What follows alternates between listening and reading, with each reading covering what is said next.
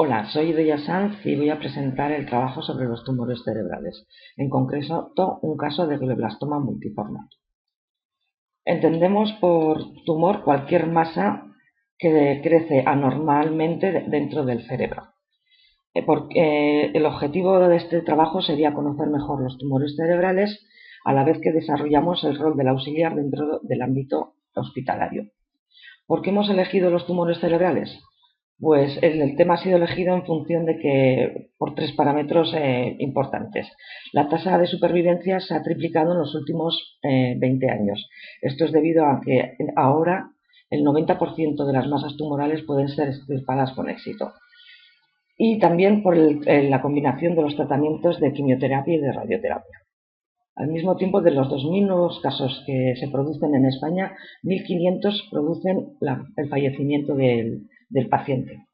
Actualmente es la cuarta causa de fallecimiento por cáncer y si nos referimos al periodo entre los 20 y 29 años, es la primera causa de fallecimiento entre estos pacientes. El desarrollo del rol del auxiliar. Vamos a intentar desarrollar todas las competencias y funciones del auxiliar. El paciente con deficiencias neurológicas es un paciente que tiene muchas necesidades asistenciales y al mismo tiempo es una constante fuente de motivación. También intentaremos destacar la aportación al equipo profesional sanitario y la aportación de la relación con del enfermo y su entorno con el medio hospitalario. No olvidemos que esto es una situación de ansiedad para el enfermo y su familia, y el auxiliar, al estar en contacto con ellos, puede aliviar todas estas cosas. Tumores cerebrales. En este trabajo casi siempre nos vamos a referir a los tumores primarios en adultos.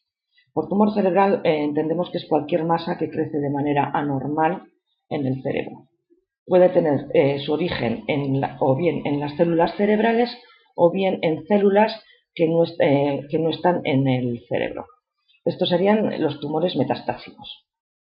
La procedencia de estos tumores sería de una localización extracelular y de ahí se habrían diseminado al cerebro. Las células tumorales metastásicas tienen las mismas características que las células del tumor primario. Son 10 veces más frecuentes que los tumores cerebrales primarios. Entre el 20 y el 40% de los pacientes con cáncer desarrollarán metástasis cerebrales. Y los cánceres que desarrollan más metástasis cerebrales están el de pulmón, mama, riñón, colon, vejiga y melanoma. Dentro de los tumores primarios distinguimos, están originados en las propias células cerebrales, que puede ser su origen en las meninges, en los nervios o en las glándulas. Y es un grupo muy heterogéneo en cuanto al origen, en cuanto al tratamiento y en cuanto al pronóstico. Los factores de riesgo. No se conocen la causa por las que se producen los cánceres cerebrales primarios, pero sin embargo hay unos aspectos que sí pueden tener un factor determinante. Por ejemplo, el haber recibido radioterapia cerebral durante tratamientos de cánceres de cerebro hace que se produzca durante los 20 o 30 años siguientes un mayor riesgo de producir cánceres primarios cerebrales.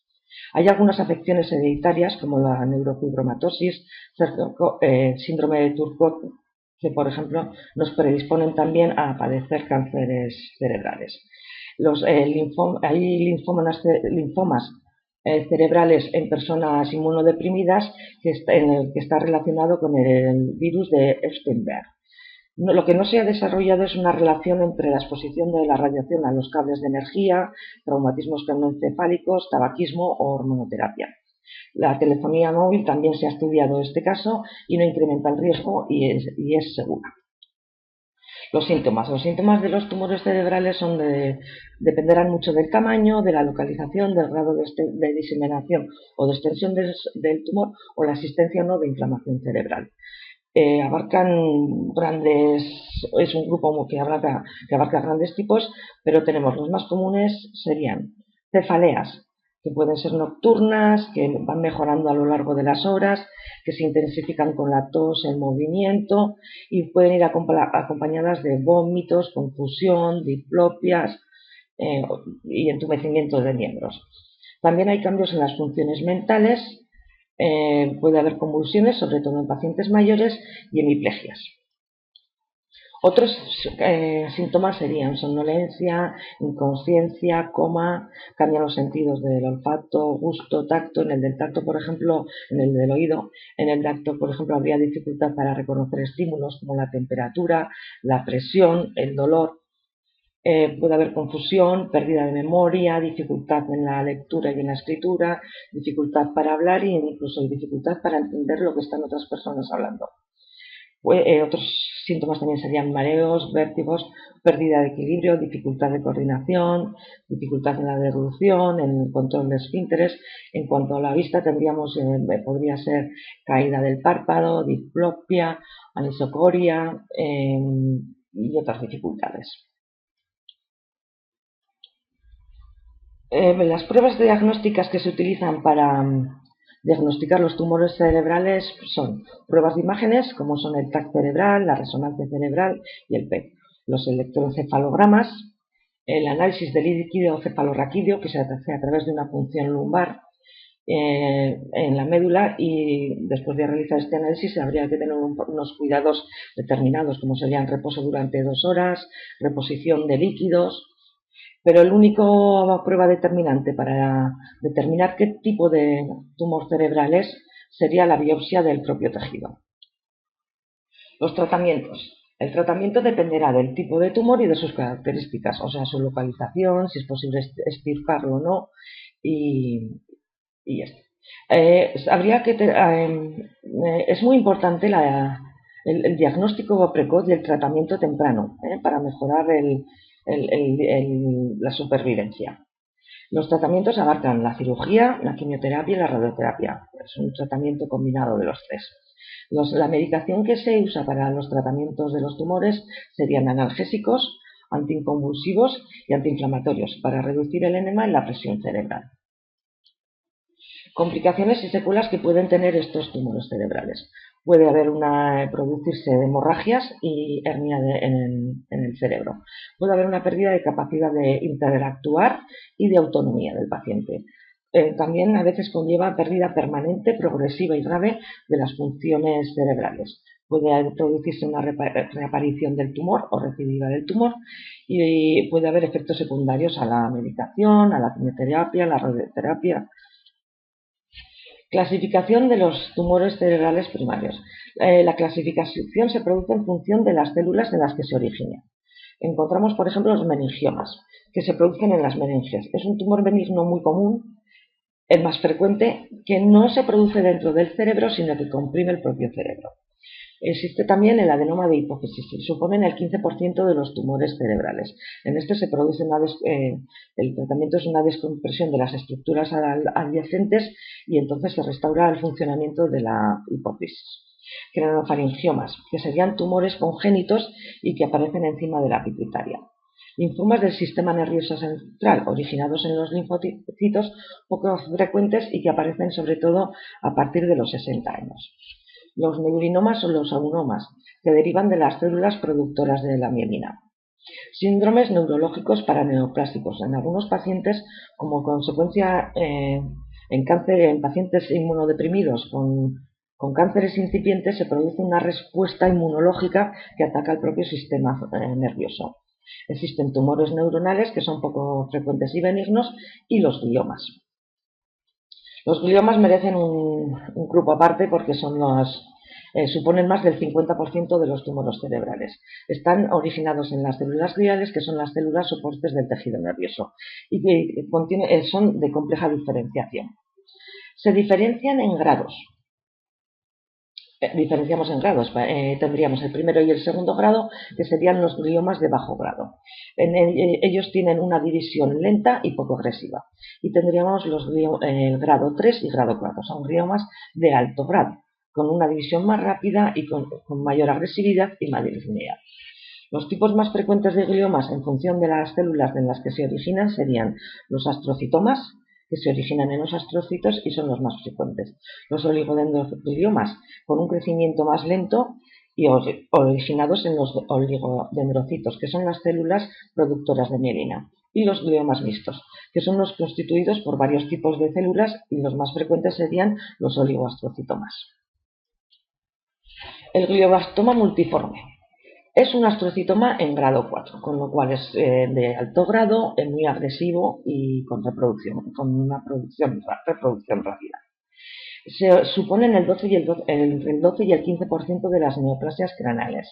Es el más común y el más maligno de todos los gliomas. Crece en el hemisferio normalmente, aunque también su crecimiento se puede dar en el cerebro, en la médula o en el tronco encefálico. Es una masa tumoral pobremente diferenciada con pleomorfismo, necrosis, proliferación vascular y frecuentes mitosis. La extensión al resto del organismo es excepcional. Tienen una incidencia entre 2 y 3 nuevos casos por cada 100.000 habitantes. Afecta más a los hombres que a las mujeres y se da sobre todo en adultos en edades comprendidas entre los 40 y 60 años. Los síntomas que tienen pues son cefaleas, crisis epilépticas, pérdida de memoria, dificultad de coordinación y cambios de la personalidad. Tienen un pronóstico infausto, alrededor de los 14 meses de vida. Vamos a desarrollar el caso de un paciente que tiene una recidiva de glioblastoma multiforme. El primer contacto que tendrá en la clínica será con la unidad de coordinación. En la unidad de coordinación se harán varias acciones, varios procedimientos. El primero será la redacción de la hoja de filiación. En ella se recogerán los datos personales del paciente, nombres, apellidos, dirección, teléfono, fecha de nacimiento, lugar de nacimiento, número del DNI, número de la seguridad social, personas de contacto, forma de contacto y demás. También se le asignará un código. La finalidad de la asignación de este código es para reclamarlo en los diferentes servicios manteniendo el protocolo de privacidad y confidencialidad. Este código viene determinado por las iniciales del nombre del paciente, las iniciales del nombre y de los apellidos y el número de personas que han venido con esas iniciales a la clínica. También se le asignará un número de historia. Este número de historia es el número de pacientes que corresponde al número de pacientes que han sido atendidos en la clínica. Se utiliza este número de historia a la hora de identificar al paciente antes de hacerle los procedimientos. Este es un protocolo de seguridad para identificar a todos los pacientes antes de los procedimientos que se le realizan. Tenemos que comprobar su nombre, sus 2 apellidos y su número de historia. Después de pasar por la unidad de coordinación, el paciente irá a la consulta de neurocirugía. En este caso, el procedimiento se le realizarán varios procedimientos. Por ejemplo, el primero será el procedimiento de toma de constantes, será pesado y tallado y se le tomarán las constantes. Antes de la toma de las constantes, como con cualquier procedimiento que realicemos, se producirá un lavado de manos y una explicación al paciente de todo lo que se debe realizar para que sepa e intentar rebajar el grado de ansiedad que producen todas las cosas estas sanitarias. Para tomar las constantes, pues en principio, como protocolo, intentaremos que el paciente deberá estar 5 minutos en reposo, relajado y sentado para tomar la tensión. Se le tomará en el brazo derecho, si no hay contraindicaciones, apoyado en la mesa a la altura del corazón. Para la toma de temperatura, pues nos aseguraremos también de que esté la axila seca y si no se la secaremos con unas gasas. Se producirá una anotación y un registro de todos estos datos. Si los datos del pulso y de la tensión arterial fueran extremadamente altos, podríamos repetir esta toma de datos por si acaso el paciente tuviera el síndrome de la bata blanca, pues que nos ponemos muy nerviosos cuando vamos al médico. Es producida una repetición. Si en esta repetición se seguirían manteniendo valores muy elevados, habría que poder pensar que el monitor no tiene un correcto funcionamiento. Estos monitores tienen una revisión anual por parte del equipo de mantenimiento de la clínica y aunque esta revisión anual estuviera realizada y estuviera todo dentro del orden, puede que se hayan estropeado, con lo cual pondremos en marcha el protocolo de mantenimiento. O sea, avisaremos al equipo de mantenimiento de la clínica, pondríamos un cartel indicando que este monitor puede que esté estropeado y que se ha hecho un vale para que sea revisado y lo apartaremos del circuito o del lugar habitual donde se guarda para que no sea utilizado por otros profesionales. En la consulta de neurocirugía también se le hará la exploración médica por parte del médico. La exploración médica consistirá en una anamnesis con los antecedentes personales y familiares del paciente, cronológicamente descritos, las alergias y las patologías previas. También se recogerá en esa anamnesis la historia de la enfermedad actual, así como el perfil psicológico del paciente. También se le hará una exploración médica. En este caso, la exploración médica pues estará muy determinada por saber las fuerzas de las extremidades, equilibrio, coordinación. El paciente también en la consulta se le hace saber que en la clínica está participando en un ensayo clínico, que es el estudio en fase 1, estudio fase 1, combinación del virus oncológico DNX 2401 con una pauta corta de temozolomida en pacientes en primera recidida de glioblastoma multiforme. Este estudio consiste en una inyección de adenovirus modificado delta 24 RGD en células tumorales. Se supone que atacará se sabe que ataca solo a las células tumorales, dejando a las demás sin ningún tipo de acción. El estudio está aprobado por el Comité Ético de Investigación Clínica por la Agencia Española de Medicamento y de Productos Sanitarios y está conforme a la legislación vigente, que es el Real Decreto 223/2004 del 6 de febrero para la realización de ensayos clínicos. El paciente, por supuesto, debe cumplir todos los criterios de inclusión y no debe tener ningún criterio de exclusión. Se le hace saber que esta participación es totalmente voluntaria, que en cualquier momento podrá abandonar el ensayo sin que se suponga ningún perjuicio para su tratamiento posterior y que debe firmar unos consentimientos. Para recopilar un poco el trabajo del auxiliar de consulta, diremos que realiza la toma de constantes, la citación de pruebas y coordinación con el resto de servicios de la clínica y la explicación de todas las indicaciones que debe cumplir el paciente para la correcta realización de dichas pruebas. Al mismo tiempo, hace una recopilación de la historia de las pruebas aportadas por el paciente. Las pruebas aportadas del paciente deberán ser identificadas según unas normas, un protocolo de la clínica, que serán marcar todas las pruebas aportadas con el nombre, los dos apellidos y el número de historia paciente. La recopilación de las pruebas realizadas en la clínica, la recopilación de todos los consentimientos de las cirugías, de las anestesias, así como la recopilación de los consentimientos del ensayo clínico, el archivo de su historia y también, si fuera necesario, dar los presupuestos protocolizados a la familia. También el auxiliar de la consulta se pondrá a disposición, incluso a veces se hacen seguimientos telefónicos para saber para confirmar o recordar las citas, que también recaen en el trabajo del auxiliar. El paciente ingresará en planta y en el ingreso en planta se produce la presentación en el control de enfermería al auxiliar de control. El auxiliar de control será el encargado de colocar la pulsera al paciente.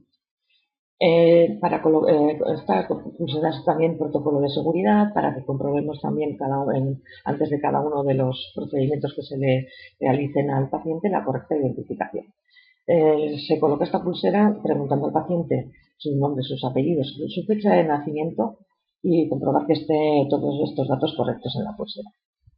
También le acompañaremos en la habitación y haremos una toma de constantes. Por supuesto, no vamos a repetir que cada vez que hagamos un procedimiento de auxiliar con el paciente tendremos que hacer lavado de manos, colocación de guantes y explicación pormenorizada de todo lo que se le va a hacer al paciente para rebajar ese grado de ansiedad. Bueno, eso es imprescindible en cada uno de los procedimientos que hagamos. También se producirá una explicación de la habitación a la familia y al paciente. En esta explicación se le explica cómo funciona la cama, la habitación, los mandos de la televisión, el funcionamiento del aire acondicionado y calefacción, de sofocamas, para que ellos conozcan el entorno en el que se encuentran. A destacar en la explicación de la habitación la asistencia de los timbres. Existe un timbre para llamar al auxiliar o a la enfermería en caso de que se quiera agua, sueros, que necesite ayuda para levantarse, cualquier necesidad que tenga el paciente, y existe un timbre de emergencia. Este timbre de emergencia solo debe ser accionado en el caso de que se produzca una emergencia en la habitación, y que con este timbre lo que se consigue es que todo el personal de enfermería abandone lo que esté haciendo en ese momento y acuda a la habitación. Al mismo tiempo se informa a la familia y al paciente de un protocolo de caídas que existe en la clínica. Las caídas suponen unas serias complicaciones y una prolongación de la estancia hospitalaria. Entonces, lo que se intenta es que tengamos casi siempre presentes una serie de recomendaciones para evitar las caídas. Las recomendaciones serían tener la cama frenada con siempre lo más baja posible y las barreras de seguridad subidas si el paciente estuviera en la cama. Correcta iluminación de la habitación y el suelo libre de obstáculos. Utilizar un calzado cerrado y antideslizante y evitar andar descalzos. Tener siempre a mano el timbre de la habitación y los objetos al alcance. La incorporación del paciente en 2 tiempos, pues a incorporarnos en la cama y esperar sentados 5 minutos o así para que nos situemos bien, y también que la familia nos avise a enfermería cuando el paciente se quede solo. También existe una valoración del riesgo de caídas continua por parte de enfermería para que tengamos estos riesgos más presentes. Entonces se pone un metacrilato en la cabecera de la pared de la cabecera de la cama, que sería con una cartulina roja, amarilla o verde en función del grado que ha sido valorado este paciente, con las indicaciones dadas. Estas valoraciones son continuamente revisadas por parte de enfermería. También se le produce en el ingreso en planta una valoración de enfermería. En ella se recogen el motivo de ingreso, alergias, enfermedades crónicas, medicación que toma el paciente, estado nutricional y metabólico, eliminación urinaria y fecal, actividad de ejercicio, sueño, descanso que tienen los pacientes, nivel cognitivo y de autopercepción, de conciencia, autopercepción de la situación, roles, reproducción, sexualidad, religión y tal. Muchas de las funciones asistenciales del auxiliar de enfermería en planta vendrán recogidas, vendrán determinadas por esta valoración de enfermería que realice la enfermera. Por eso se realizará un trabajo conjunto con enfermería para hacer una continua evaluación. En este momento también será el momento de la asignación de la dieta, que esta asignación de la dieta estará determinada por las indicaciones médicas, por las patologías previas, así como de las posibles alergias que tuviera el paciente, y los hábitos del propio paciente y preferencias, que se intentarán seguir manteniendo. La auxiliar de enfermería, previo a la intervención, será la encargada de dar las indicaciones quirúrgicas y comprobar que éstas se han realizado. Las indicaciones quirúrgicas más importantes son las ayunas desde las 12 de la noche del día anterior a la cirugía. O sea, ese día cena y hasta las 12 de la noche puede tomar nada. A partir de las 12 no podrá tener nada, independientemente de que tenga la cirugía a primera hora o a última hora, para procurar que el paciente esté continuamente preparado. Ese mismo día deberá realizar un aseo quirúrgico con jabón antiséptico y después se deberá colocar el camisón quirúrgico con lo abierto hacia atrás, sin ropa interior, sin nada metálico, sin prótesis dentales ni prótesis auditivas. Previo a esta colocación de camisón quirúrgico y bajar a quirófano, habrá que hacer un rasurado lo más cercano a la cirugía, y también asegurarnos de que no tenga esmaltes de uñas para que puedan tomar en el quirófano la saturación a través de los dedos. Los enemas de limpieza se ponen según protocolo y si son necesarios dependiendo del tipo de cirugía. Normalmente se ponen el día anterior a la cirugía. También asegurarnos de que el paciente toma la medicación prequirúrgica. En este caso se toma un Liolan, que es una medicación que debe tomar 2 horas antes de la cirugía, y que en este caso, al ser pautada por el médico el día anterior fuera de los horarios de farmacia, tendremos que ir a buscarla a farmacia por un protocolo que se llama de productos de rápida dispensación. De normal tenemos en la planta hay un stock con una farmacia que se reponen a las mañanas, pero en este caso no se recoge toda la medicación necesaria, con lo cual en este caso Rialan, que es una medicación muy específica, habrá que ir a buscarla a farmacia. También antes de bajar a quirófano se le dice que conviene que vaya orinado, que haya vaciado la vejiga, y comprobaremos que existen todos los consentimientos y pruebas quirúrgicas. También es el momento también de dar información a la familia y a los pacientes sobre los horarios estimados de la intervención, sobre el protocolo que se llamará la habitación una vez terminada la intervención, y que para el acompañamiento de UCI y tal, que estará el auxiliar todo el rato pendiente y a disposición de la familia.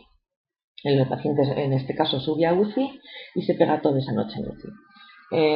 Al acompañar a la familia se intenta explicar un poco el funcionamiento de la UCI, y también se intenta tranquilizar diciendo que los pacientes están permanentemente vigilados y muy bien cuidados en la unidad de cuidados intensivos. Al día siguiente, el paciente, en este caso por decisión médica del equipo de anestesia y el equipo de neurocirugía, se decide que va a regresar en planta. Sería el primer día posoperatorio ya en planta. La enfermera de la UCI llamará a enfermería y contará al paciente lo que se quiere contar, que sería darle las indicaciones de enfermería. También los médicos darán unas indicaciones a enfermería y en ellas vendrán recogidos pues, aspectos como que hemodinámicamente está estable sin déficit añadidos, menos, salvo la hemiplegia izquierda que venía previa a la cirugía. Las vías de fluidez de terapia que tenía, si tiene sonda de digital y si es necesaria su retirada, el control de glucemia es necesario en este caso y la dieta laxante que lleva para evitar la maniobra de Valsalva, que haga fuerza a ese paciente y que aumente la presión intracránea, que el estado de la herida, cómo se encuentra, la necesidad de medias de compresión y botas neumáticas para favorecer el sistema circulatorio, el aislamiento de 24 horas de contacto al haberse incluido en el ensayo con la inyección del adenovirus y la fisioterapia respiratoria. El rol del auxiliar es este primer día posoperatorio. Una vez que le ha contado que tenemos las indicaciones de enfermería, la auxiliar será como primer asunto a tratar o primera necesidad sería la preparación de la habitación. El paciente viene con aislamiento de contacto durante 24 horas, entonces esto supone que debemos preparar la habitación para ello. Prepararemos en la parte de fuera, en el metacrilato de la puerta, colocaremos una tarjeta con las indicaciones para realizar un correcto aislamiento de contacto. Entonces pondremos una mesilla exterior en la que estarán los guantes y las batas.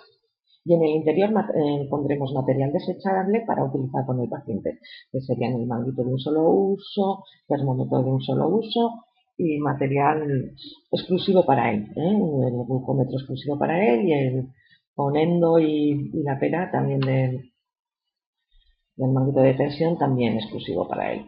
Pondremos también sacos de un solo uso para la segregación de ropa y la segregación de residuos, y daremos la información pertinente a la familia.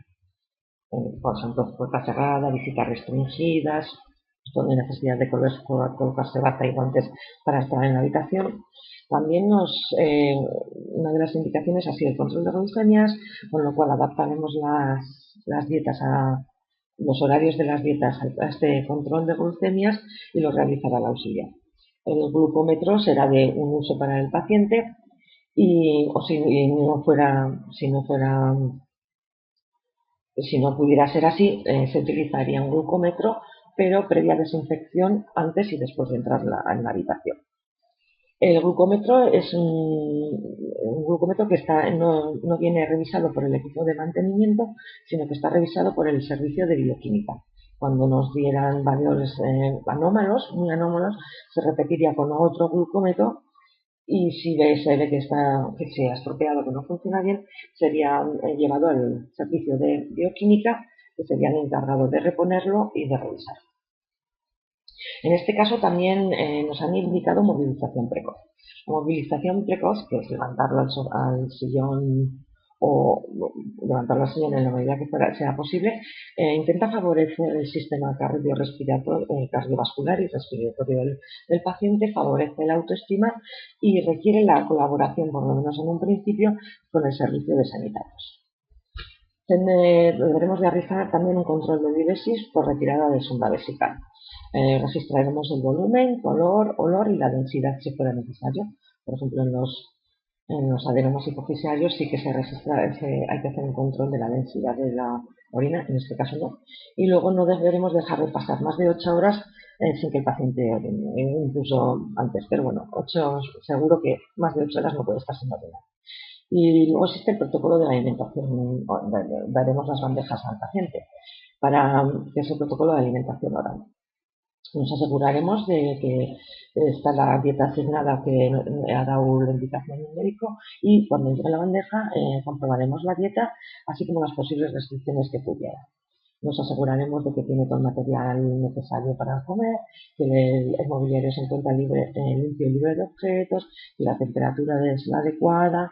Colocaremos al paciente suficientemente erguido para que pueda comer bien, a gusto y que pueda ver la bandeja con la comida.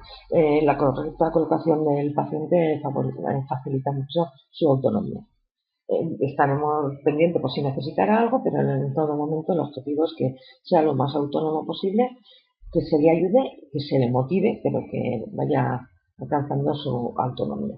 Después de la ingesta de comidas, procuraremos el material para la limpieza oral, cepillo, pasta y vaso para hacer los enjuagues, y procuraremos la limpieza oral. Haremos también un registro de la ingesta del paciente. Actualmente hay un protocolo para evitar la desnutrición en el ámbito hospitalario. Con este protocolo se intenta evitar que los pacientes se prolongue su recuperación debido a la desnutrición. Y aquí la auxiliar juega un papel fundamental en la recogida de datos.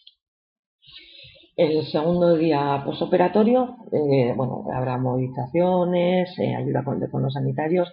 La movilización será muy importante, la correcta colocación del paciente y para evitar el cizallamiento y que tenga malas posturas.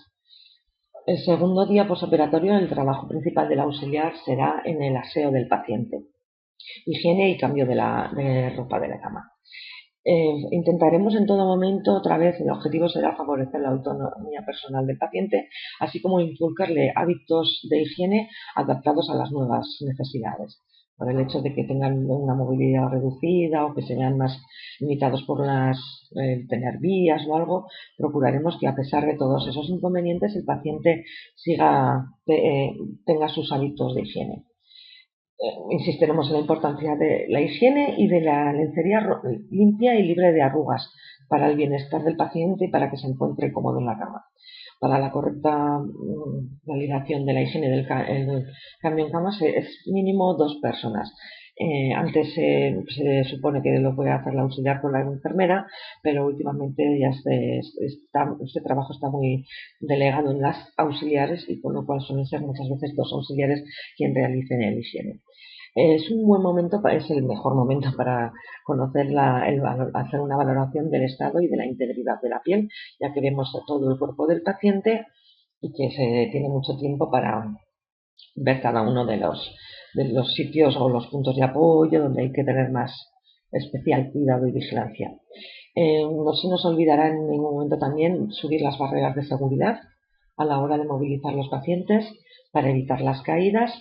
Tendremos especial cuidado con el respeto a la intimidad del paciente, en ningún momento se le podrá dejar desnudos, tendrá que estar tapado y mantendremos las medidas medidas de compresión. Después de hacer el lavado el aseo y el cambio de cama pondremos las medias y la correcta hidratación de la piel. Podría explicar todo el proceso de la higiene del aseo, que nunca se utiliza una esponja para cada parte, que nunca se vuelve sobre la parte lavada, que hay que hacer un aclarado y secado sin friccionar, pero bueno, nos llevaría casi 2 horas esto. En el segundo día posoperatorio también se produce la toma de contacto del paciente con el servicio de neurorehabilitación de la clínica.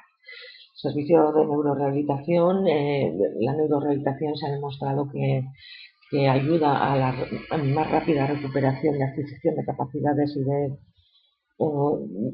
capacidades por parte del paciente y mejora la rapidez y además lo hace mejor. El servicio de neurorehabilitación está compuesto por un neurooncólogo, en la clínica está compuesto por un neurooncólogo, un rehabilitador, una fisioterapeuta, un rehabilitador ocupacional, un logopeda, una ortopeda, trabajadora social y la supervisora de enfermería de la planta de neurología.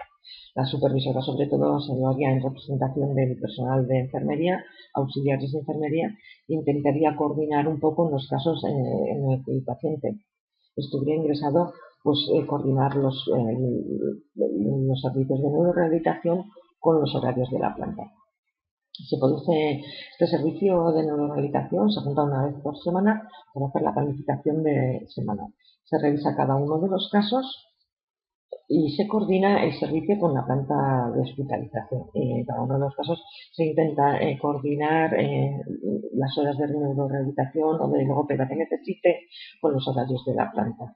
En este caso el paciente va a tener neurorehabilitación por la mañana en planta y a la tarde bajará al gimnasio. En planta subirá la fisioterapeuta a la habitación del paciente y a la tarde bajará al gimnasio. Para la preparación de la tarde de la sesión de la tarde, el auxiliar sí que deberá ayudar a vestir y calzar correctamente al paciente, así que coordinar el traslado con el servicio de sanitarios. El tercer día posoperatorio se produce el lavado de cabeza por indicación médica. Al ser una herida en la cabeza, hay que esperar a hacer el lavado de cabeza a que tengamos la indicación por parte del neurocirujano.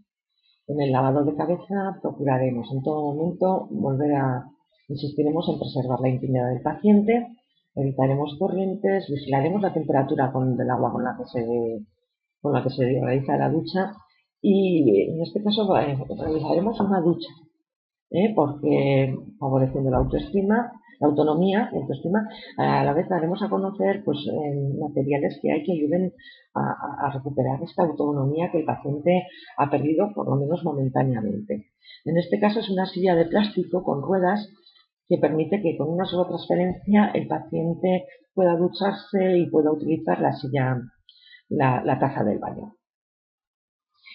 Y eso, haremos el lavado de cabeza con especial cuidado en la zona de las grapas, hacer un leve friccionamiento donde estén grapas. Lo importante es quitar un poco la presencia de coágulos de sangre que tengan el pelo o de pegotes o de pegamento que tenga la cabeza debido a los vendajes, a las capelinas que se les pone para preservar la cura los primeros días y entonces sería quitar un poco eso. Luego se producirá un secado suave y un secado con la toalla y luego se puede hacer un secado de pelo con aire templado o frío. Después del lavado de cabeza se hará, claro, se hace intentando que no interfiera con la sesión de rehabilitación que tiene en la habitación. Se produce, en la sesión que se hace en la planta, se produce una colaboración del auxiliar con la fisioterapeuta. Es muy beneficioso para las dos, para la fisioterapeuta, porque tiene ayuda y para la auxiliar de enfermería, porque así le permite conocer la evolución del paciente, le permite conocer también cómo dar las indicaciones específicas para cada caso y para saber dónde incidir, dónde el paciente tiene más necesidad, porque en la colaboración con la fisioterapeuta esto se observa. Y luego aumenta las horas de supervisión del paciente de las 24 horas del día. La fisioterapeuta al fin y al cabo está solo una hora con él y nosotros estamos continuamente viéndole en el pasillo, al entrar en la habitación. Cuarto día posoperatorio, el neurocirujano indica, bueno, tanto el segundo como el tercero como el cuarto se hace la higiene, el cambio de ropa, todo esto cambiaría y no vamos a ir detalladamente diciendo todo lo que se hace todos los días, sino que bueno, decimos específicamente cosas nuevas para el siguiente día.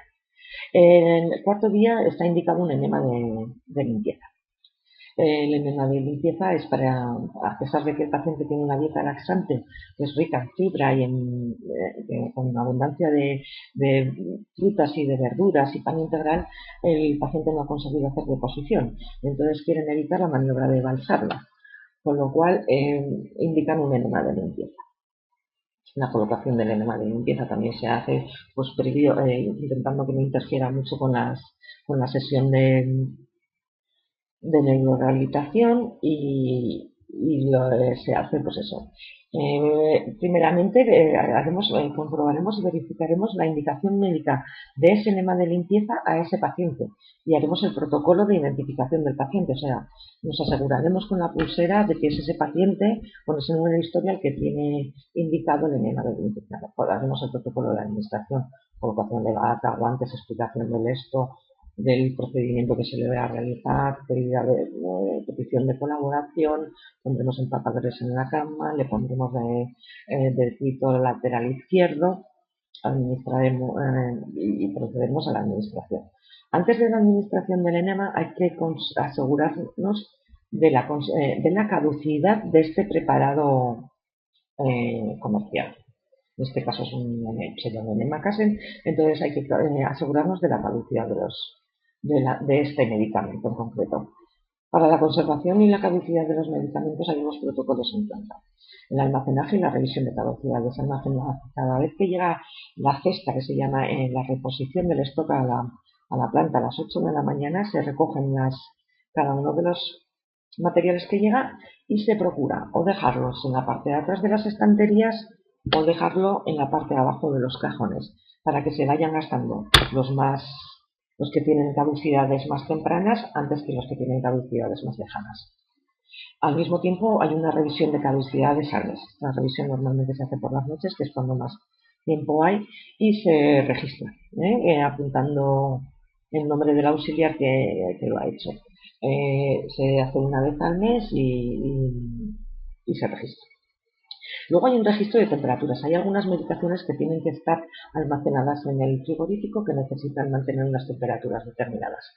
Todos los días se produce un registro de las temperaturas del frigorífico. Se apunta la temperatura más alta que ha alcanzado el frigorífico, se comprueba la temperatura más baja que ha alcanzado el frigorífico y se anota.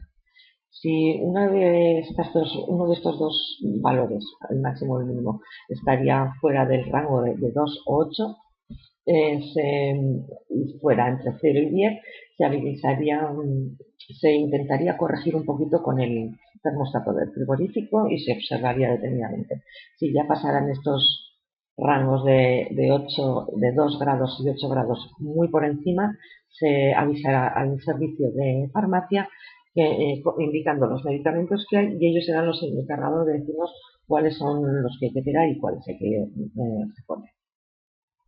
Todos estos registros se apunta al registro y se firma y existe un registro.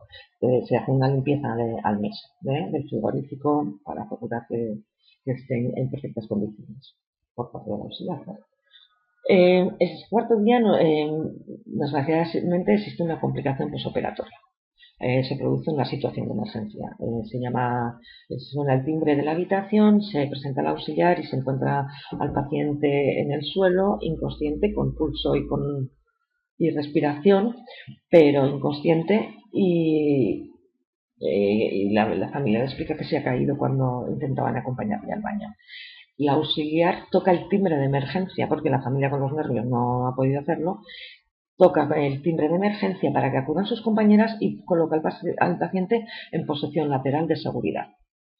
Cuando acuden las enfermeras, las compañeras, determinan que lo mejor es llamar al teléfono de parada, que es la manera más rápida que en un horario de noche acudan los médicos a la habitación. En la llamada a parada solo hace falta decir la parada y la habitación en la que se encuentran. La auxiliar es la que corre a por el carro de parada, cardiorrespiratoria, e indica al equipo dónde se encuentra exactamente la parada. El carro de parada cardiorrespiratoria tiene unos protocolos de revisiones. Existe una revisión, un autochequeo diario que lo realiza él, una revisión diaria que realiza la auxiliar, comprobando que tiene batería en todo momento y que se ha realizado el autochequeo, una revisión mensual en la que se pone en funcionamiento el desfibrilador, y una revisión anual. Esta revisión anual la realiza el equipo de mantenimiento, debe dejar una pegatina en el desfibrilador poniendo que ha sido realizada. De todas estas revisiones que realiza diaria, mensual, que realiza la auxiliar, hay un registro. Y luego existe una reposición de los materiales y de las caducidades del carro de parada, que es realizado por la auxiliar de la del servicio de farmacia. La auxiliar repone y revisa todas las caducidades mensualmente del carro de parada, lo registra y los pone un candadito para bloquearlos, para asegurarnos de que existen todos los materiales, lo precinta. Es un candado de plástico que se rompe fácilmente y está precintado, entonces nos aseguramos de que existan en el carro de parada todos los materiales necesarios y que estén todos con las fechas de caducidad correctas. El paciente, después de la parada, el equipo de parada determina que vaya a UCI, ha sido una hemorragia muy grave, masiva, va a UCI y en UCI ya el equipo de anestesia y de neurocirugía determinan que no hay nada más que hacer por el paciente y que vuelva a planta para esperar el desenlace.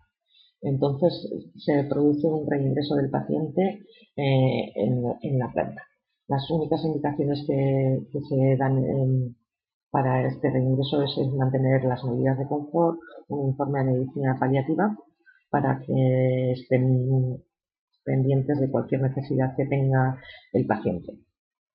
Entonces, cuando ingresa con medidas de confort, auxiliar y enfermera vuelven a revalorar las necesidades del paciente. Una valoración de la nueva situación del paciente se determina, activar el protocolo de úlceras por presión. En el protocolo de úlceras por presión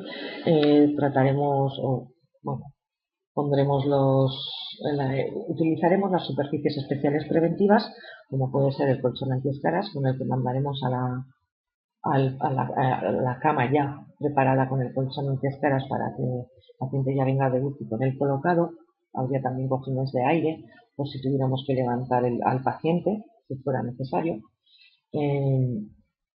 Habrá unos cuidados especiales de enfermería, como serían los apósitos hidrocoloides preventivos, sobre todo vigilando las zonas de presión, almohadillado de prominencias óseas, cambios posturales muy frecuentes, cada 2-3 horas.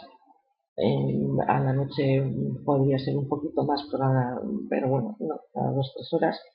A la noche se puede alargar un poquito más para favorecer el descanso, para no interrumpir, pero bueno. La vigilancia de presión sobre el cuerpo, de sondas, de vías, todo eso lo tenemos que tener muy presente porque el paciente no va a notar molestia y no va a avisar de que nos están molestando. Superhidratación de la piel y de suaves masajes en las zonas de prominencias óseas, especial cuidado en estos sitios. Cuidados higiénicos específicos, como sería la higiene diaria, pero ya con un jabón más neutro, el lavado de boca, de nariz y de ojos. El lavado de boca sería con una solución antiséptica. Habría que hacer de dientes, de encías, de lengua, de paladar y de parte interior de las mejillas. El lavado de nariz y de ojos se haría con suero fisiológico y en el caso de los ojos se haría de la cuenca de la parte interior a la parte exterior para evitar que el conducto lacrimal obstruido.